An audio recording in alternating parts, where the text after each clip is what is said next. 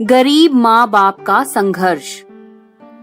रमेश अपनी पत्नी मंजू और दो बेटे पिंटू जो 20 साल का था और मोंटू जो 12 साल का था उनके साथ शहर में रहता था। वो एक फैक्ट्री में काम करता था। सब कुछ कितना महंगा हो गया है। घर का किराया, पानी का बिल, बिजली का बिल, बच्चों की स्कूल की फीस, ये सब देने के बाद सिर्फ खाने जितने ही पैसे बच पाते हैं। आप परेशान मत होइए। मैं सोच रही थी मैं सिलाई का काम शुरू कर दूं। कुछ पैसे आएंगे तो मदद हो जाएगी। और हमारे बच्चे भी तो हैं। पढ़ लिख के अच्छी नौकरी ले लेंगे तो हमारी सारी मुसीबत दूर हो जाएगी। हाँ, अब बस इसी का सहारा है। पिंटू पढ़ाई में बहुत तेज था। हमेशा अपने माता पिता की बात मानता था। लेकिन मोंटू बिल्कुल विपरीत। दिन भर बस खेल कूद मस्ती करना उसे अच्छा लगता था। घर में सबसे छोटे होने के कारण बहुत लाड़ प्यार भी मिलता था। माँ सुनो ना, मैं खेलते खेलते बहुत थक जाता हूँ और सांस लेने में बहुत दिक्कत होती है। देखा, होने लगी ना दिक्कत। बोला था दिन भर मत खेला कर, खाने पीने पर ध्यान दे, पढ़ाई लिखाई कर।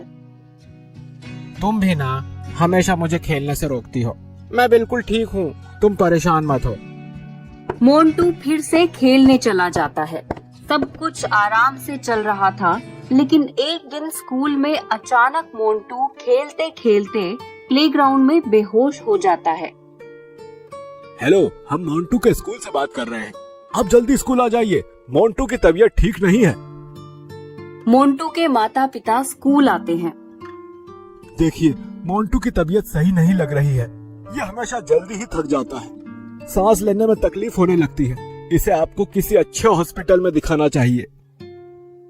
डॉक्टर साहब, देखिए ना, मेरे बेटे को पता नहीं क्या हो गया है। ये अचानक खेलते खेलते बेहोश हो गया।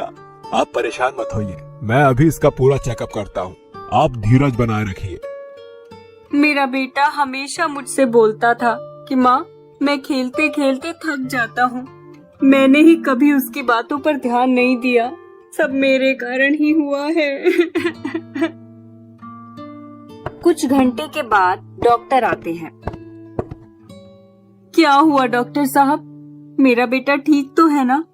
कोई घबराने वाली बात तो नहीं है ना? बोलिए ना, मेरा दिल बैठा जा रहा है। अपने आप को संभालिए। मोंटू के हार्ट में कुछ दिक्कतें हैं, इसलिए हमें मोंटू के हार्ट की सर्जरी करनी होगी, वरना इसको बचाना मुश्किल है। Doctor, heart surgery? डॉक्टर साहब, सर्जरी में कितने पैसे लगेंगे? ऑपरेशन में तकरीबन 20 से 25 लाख रुपए खर्च होंगे और तुम्हें जल्दी से जल्दी ऑपरेशन करवाना होगा। अगर मोंटू की दवाइयां सही से चलती रहीं, तो उसके पास 1 साल का वक्त है, वरना 6 महीने भी उसके लिए कम पड़ेंगे। मोंटू की हालत बहुत ज्यादा खराब है। मोंटू को हॉस्पिटल में एडमिट करवा देते हैं और वो ऑपरेशन के लिए पैसों का इंतजाम करना शुरू कर देते हैं। घर पर, ये लीजिए, मेरे कुछ जेवर हैं, इन्हें भी बेच दीजिए।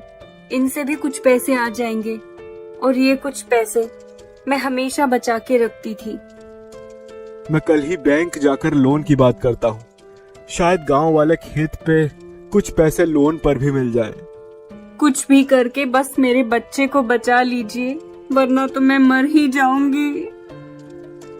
माँ, ये लो कुछ पैसे, मैंने भी जमा किए थे। मैं छोटे बच्चों को ट्यूशन दे रहा था। मंजू पिंटू को गले से लगा लेती है। तू चिंता मत कर, तेरा भाई बिल्कुल ठीक हो जाएगा, पहले की तरह ही खेलेगा। रमेश अगले दिन बैंक जाता है। मुझे मेरे गांव के खेत पर 20 लाख रुपए लोन चाहिए, जल्दी ही। मेरा बेटा हॉस्पिटल में है। सॉरी सर, लेकिन उस खेत के लिए आपको बस 5 लाख रुपए का लोन मिल सकता है, लेकिन इसमें 1 महीने का टाइम लगेगा। रमेश हताश होकर घर वापस आ जाता है। रमेश अपने फैक्ट्री मालिक से पैसे मांगता है। तुम बहुत अच्छे इंसान हो, इसीलिए मैं तुम्हारी मदद करूंगा, लेकिन मेरे पास भी सिर्फ 2 लाख रुपए ही हैं तुम्हें देने के लिए। इससे ज्यादा मैं तुम्हारी मदद नहीं कर सकता। लाख कोशिशों के बावजूद पैसे का इंतजाम नहीं हो पाता है। एक दिन जब मंजू और रमेश हॉस्पिटल गए थे मोंटू से मिलने के लिए, तब रमेश ने दो लोगों की बातें सुनी। डॉक्टर ने किडनी लाने के लिए कहा है। हमें जल्दी से जल्दी ही एक किडनी की जरूरत है। चाहे जितने पैसे लगे हम देने के लिए तैयार हैं, मगर जल्दी से जल्दी एक किडनी का बंदोबस्त करो। इतनी जल्दी हमें किडनी कहाँ से मिलेगी? मैं पता करता हूँ। तभी मैंने आपकी बातें सुनी। आप किडनी के बदले कितने पैसे देने के लिए तैयार हैं? मुझे बस अभी की अभी किडनी चाहिए। तुम्हें जितने पैसे चाहिए तुम बोलो, मैं उतने पैसे देने के लिए तैयार हूँ। मुझे 25 लाख रुपए की अभी जरूरत है, मेरे बेटे के ऑपरेशन के लिए। ठीक है, ये लो पैसे। ये लीजिए डॉक्टर, 25 लाख रुपए। अब जल्दी से जल्दी मेरे बेटे का ऑपरेशन शुरू कर दीजिए। मोंटू का ऑपरेशन अच्छे से हो जाता है और कुछ दिनों के बाद वो हॉस्पिटल से घर भी आ जाता है। मैंने तुमसे उस बारे में नहीं पूछा, लेकिन मैं तुमसे पूछना चाहती हूँ कि आखिर तुम्हारे पास इतने सारे पैसे कहाँ से आए और तुम इतने कमजोर क्यों लग रहे हो?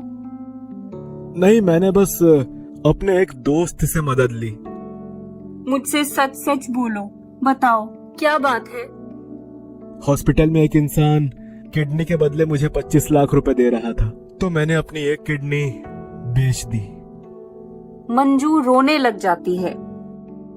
आज तक तुम हमेशा उसे डांटते ही रहते थे, कभी प्यार से बात नहीं करते थे, लेकिन आज जो तुमने उसको बचाने के लिए किया है, उसके लिए मेरे पास शब्द ही नहीं है। और मंजू अपने आंसू पोंछती है।